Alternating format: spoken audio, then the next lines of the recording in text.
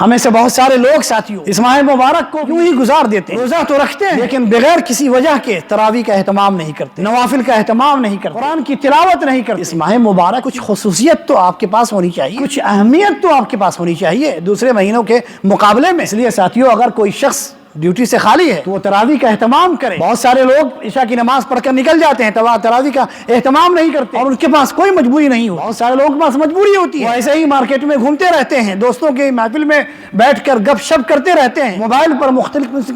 مختلف قسم کے پروگرام دیکھتے رہتے ہیں، اور بسا اوقات رمضان کے مہینے میں میچز بھی ہوتے ہیں، اس سے بھی فائدہ اٹھاتے ہیں۔ تراویح کو چھوڑ کر، قیام اللیل کو چھوڑ کر، قرآن کی تلاوت کو چھوڑ کر کیا فائدہ ساتھیوں آپ کے اس مہینے کا؟ اس لیے مہینے کی آمد ہے ساتھیوں، اپنے دل کو بڑا کریں، وسعت پیدا کریں اپنے دل کے اندر، فرحت محسوس کریں، اس مہینے کی آمد پر خوشی کا اظہار کریں، ایک دوسرے کو مبارکباد پیش کریں، ایک دوسرے سے گلے ملیں، ایک دوسرے کو ترغیب دیں اس مہینے میں اللہ کی عبادت کرنے کے لیے، اس مہینے میں کثرت سے قرآن کی تلاوت کرنے کے لیے، اور اپنی زبان پر کنٹرول کریں۔